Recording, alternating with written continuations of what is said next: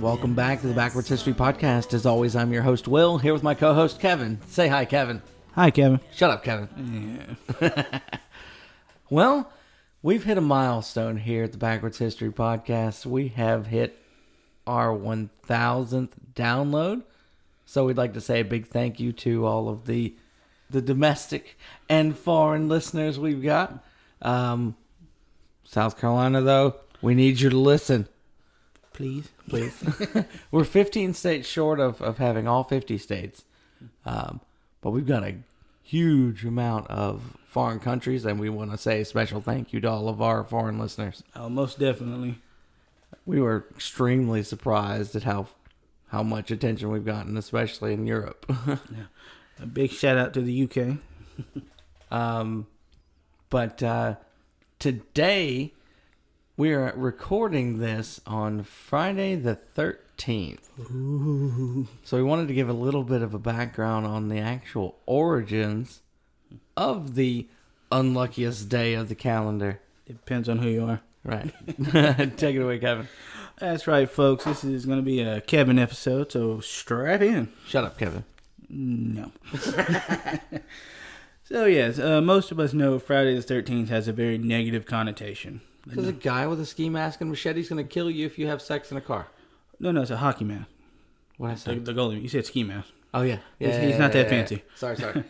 But yeah, big old mama's boy is going to come at you with a machete. So, how many of those movies did they make? Like 14, 15? Dude, I stopped counting after, what was it, Jason X? Yeah, where was one Jason in space or something? Yeah, he was in space, and they like upgraded him in some machine. Right. He was cool looking. It was a cool makeover. I'll give him that. But yeah, at some point you got to say done. But yes, like most things in our modern day culture, Friday the 13th has gotten a good bit away from its original or its origins, if you will. Now, there are a few varying stories of where the tradition comes from, because it is one that I wouldn't say celebrated, but is observed around the world. Historically speaking, Friday the 13th can trace its origins back to the year 1307. Oh, I was going to say Friday the 12th. So close. Its origin came from the day before? Or the day after. How would you originate from the future? Aliens. Hold on. Aliens. Right, you got to With throw the hands up, yeah, man. yeah. It's just not the same without the hands. And you got to get like this far away look in your eyes. But this one actually has to do with the That faraway look, that'd be called being stoned. hard. Like a gravel road. Right. But the origin of Friday the 13th can trace its beginnings to the year 1307 and to the Knights Templar, which the Knights Templar have a lot of myth and mystery surrounded by their order, what they stood for, if they're still around, if they evolved into other secret societies like the Masons or the Rosicrucians. But what we can say for sure is, on Friday the 13th, 1307, Philip IV of France, who owed the Knights Templars what can only be described as a buttload of money, decided instead of making good on his debts, he would just have everybody killed. So he goes to Pope Clement V, and he's like, hey, check it out. These guys are dangerous. Let's go ahead and have them excommunicated and executed for heresy. And that's what they did. So on Friday the 13th, 1307, hundreds of Templars were gathered up, burned alive. Their lands were seized, mostly by the church. And Philip IV got away without having to pay back his debts. Just to be clear, when he's talking about the Knights Templar, in that age, they were usually depicted as wearing like a white tunic with a red cross on it. Right, they were the Pope's holy army, the elite, the commandos, if you will. They defended routes from Europe to the Holy Land so pilgrims could travel safely back and forth. And supposedly the modern day Masons trace their right lineage, or whatever you want to call it, right, back to the Knights Templar. Supposedly, depending on who you talk to, but if you ever talk to a Mason, you never get a straight answer. You're not going to get an answer about hardly anything if you talk to a Mason. Exactly. They're just going to say, come to temple. You have to be a member to be privy to that information. So yeah, we wanted to just give you a quick history lesson on a tradition you may not understand the origins of or where it comes from. And we got a few more too. What about sneezing? Sneezing, that's a good one. or the bless you after sneezing. Yeah. Let me clarify. I was at work the other day. Somebody sneezed. Someone else said bless you. And I want to say one of our more curious workers like, why do we always say bless you? And of course, Kevin's nerdy butt had an answer. I wanted to know. There are conflicting stories of where it comes from, and my two favorite, because they just sound cool enough to be true. It can be traced back to the Greeks, where they believed once you sneeze, your soul is attempting to escape your body, and you were more susceptible to possession. And so they would quickly say a blessing over you to ward off the evil spirits. Yeah, about that. But you fast forward back to the 1300s. If you checked us out a few episodes back where we discussed the bubonic plague. Wait. So it's like snot, like soul goo in ancient Greece? I hope not. But anyway, you come around plague time. This is a time where most people can't read, let alone understand illness, bacteria, microbes, transference of disease. And all of a sudden you wake up one day and people are dying left and right. So out of a desperation, the story goes that Pope Gregory the if someone sneezed, that was considered an early sign of a plague symptom. And we're going to say a quick blessing over you. God bless you. And if you die, we're just going to, make up nursery rhymes about you. And then some guys thousands of years later or hundreds of years later are going to make a podcast episode about it. And you can find that a few episodes ago. Yeah, more or less. It's just desperate times of, oh my God, I just sneezed, I'm going to die. But if you checked out our episode on the bubonic plague, you know just how incredibly awful it was. I mean, considering the percentage of people that died, that whatever works, just try saying bless you. If that helps, then go ahead. It can hurt. Right. Another one, because we just got through with quote-unquote wedding season. June weddings, which I was forced to attend one outside in the southeastern United States. I don't want to hear it. I was in a three-piece suit. You didn't have to wear what I had to wear. You got to wear shorts. I don't want to hear it. I'm not referring to your wedding a few months back. Oh. But no, it was hot. If you don't know the South, it's humid. There's water everywhere, even in the air. And but June weddings became popular around the medieval time period, when most people at that time only would take a bath about twice a year, like an actual bath. So yeah, June was a popular time to actually go out and clean yourself. And that's why weddings became popular around that time, because you stunk just a little less. That's really gross. Yeah, well, I could not imagine. I showered daily. Right. So I couldn't imagine waiting a week, much less a year. Right. To bathe. Well, Elizabeth I, she bathed once a month. And her critics were like, oh, you're too clean. That's unhealthy. Yeah, just wrap your head around that one. But yeah, she was criticized for being too clean for a monthly bath. So they liked it stinky. Well, that's why people in that time period wore these big, heavy clothes. It was basically to lock in the stink. That seems counterproductive, though. Like you would stink more because you had on the heavy clothes that would absorb more sweat and everything else. Ugh. And you had the heavy clothes and the thick perfumes. That's why everybody's like, I always get asked, if you could live during any time period, like, let me stop you right there. I gotta have running water and electricity. I don't care if it's running water. At least I just want water. Right. Like some kind of standing water. I'm gonna take my butt out there and wash off daily at minimum. So we've come a long way as a species.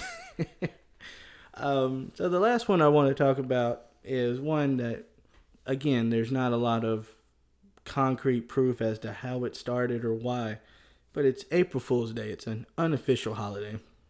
In the United States, for a holiday to be official, it literally takes an act of Congress. A little joke there. But back in the 1300s, you had what was known as the Julian calendar, which was started by Julius Caesar. That's the calendar where you have fewer months. So October, November, and December actually lined up with 8, 10, and all that. Huh. And then Pope Gregory comes along. He's like, you know what? We're going to make some changes. So you move to the Gregorian calendar. And on that one, the first of the year moved from the 1st of April to the 1st of January. Well, as I mentioned before, not a lot of people back then could read. It just wasn't a required skill. I never learned to read. Yeah, okay. Adam Sandler reference. Oh, that's I good. think. No, that was Wayne's World. Was it? Wayne's You're World. right. That was Wayne's World. You're right. But on that one, where it was slow to get around that the calendar had changed. So people were still celebrating New Year's on April 1st. And the learned people, be like, no, you're celebrating wrong. You're a fool. And it slowly evolved into mockery and April Fool's Day. Yeah. So you're a fool. But yeah, those are some traditions. So it was all just a big prank, though. It's a long running prank. Right. It's a 3-month long prank. It's a long one. 'Cause typically, you would celebrate the New Year like for a week. It started at the end of March, and April 1st is like the big, hey, it's New Year. And like I said, most people couldn't read back then, so the word of, hey, the calendar changed. But if you run into somebody, hey, did you hear? We got a new calendar. Like, oh, yeah, right. Right, yeah, I can see that. I bet we did. Okay. Yeah. That's why you have so many beautiful stained glass windows in Europe, the poor man's Bible. Yeah, because they couldn't read, so they'd see the pictures depicting whatever they needed to be taught. To be controlled. But, that's another episode. That's definitely another episode. But yeah, those were... Coming from a Reformed Catholic, I see. A Reformed Catholic. I believe those are called Protestants. But anyway, foreshadowing there, so stay with us. On the note of poor people not being able to read, there were also certain sayings that originated from that, like being piss poor or not having a pot to piss in. Yeah. Associating poverty with, urine is rather popular even till today. The saying goes back, again, as most of these have, to the medieval times when tanners would use urine as a means of producing leather and other goods. I would assume because of the ammonia in the urine? I believe so. Yeah. Don't quote me on that, but I believe it's the property. I would assume, and we're not...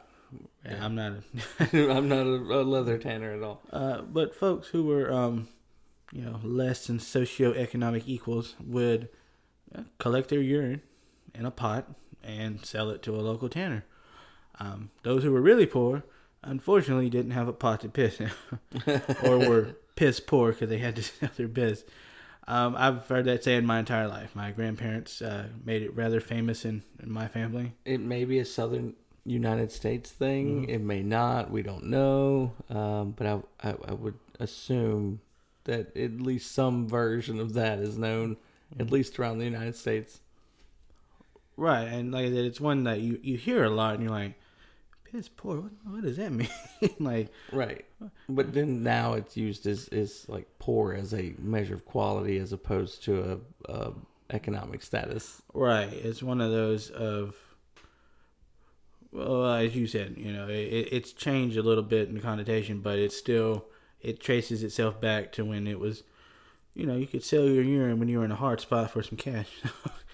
I know there'd probably be a market for it today. I'm sure people be willing to do it, What's common these days? Sell your blood or whatever? There's a lot of bodily fluids you can sell, but I don't think this is the podcast for that conversation. We're just going to not deal with that one today. Right. Or ever. But those are some of the traditions as a child. I was like, why do we do that? Why do we say this? Why is this way? And I decided to go and find out, and decided to share that knowledge with the rest of you guys. Now, this whole episode's a bit of foreshadowing for episodes that are going to be coming up now that we're getting into fall and winter. Oh yes, there are a few holidays that have differing backgrounds than we've all been led to believe, and we're gonna get into those, but not today. You're gonna have to tune back in. Not today. We're just gonna give you a little sampling of what I like to refer to as our pagan roots. Ooh, that's a good way to put it. That's a really good way to put it.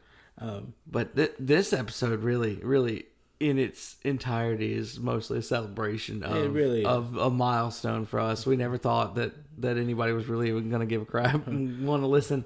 I remember when we started, you're like, most podcasts end after 7 episodes. Yeah, I think the average was 7 episodes. But we also want to give a big shout out to Mike Ramsey Music. Our intro and outro is from his song Charlotte. You can find him on Facebook and Spotify at Mike Ramsey Music.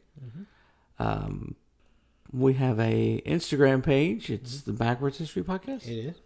And then we have a Facebook group. It's the Backwards History Podcast. So feel free, join. It's an open group. You may have to get accepted, but everybody who's a member can accept you. And there's several. Oh, yeah. There's almost 200 members of the Facebook group. We like to, post questions, polls, things like that to interact with our listeners. Yeah, and so get on there, join us, and we'd love to have some of our international audience join us in the Facebook group. Oh, definitely. And please feel free to comment. We don't have thin skin. Criticisms are welcome as long as they're constructive. Right. But yeah, this has been fun, and I hope to keep doing this. We're doing this 100% free. We're not making anything from any of this. We have no sponsors. That's why you don't hear any commercials. Not to say that we're not going to eventually. I'm sorry if that's gonna annoy you, but fingers crossed. Daddy got to make some money sometime. But right now we're doing this out of just having a good time because we've literally been talking about doing this for 2 years now. Right. Yeah, here's to the next 1,000 downloads. Hopefully they come a lot faster than the first. Hopefully so. So we're looking into doing some possible competitions, giveaways, that kind of stuff. So stay tuned for details on that. Be sure to check the Facebook page and the Instagram because most likely that's where we'll post the rules and the setup. Right. And we'll discuss it on here once we finally got that ironed out. Yeah, a couple little details. But as always, we don't ever want anybody to take us as experts. Right. We're just two fools sitting in front of a microphone that you happen to listen to each week, and hopefully more people. Hopefully. But as always, trust, but verify.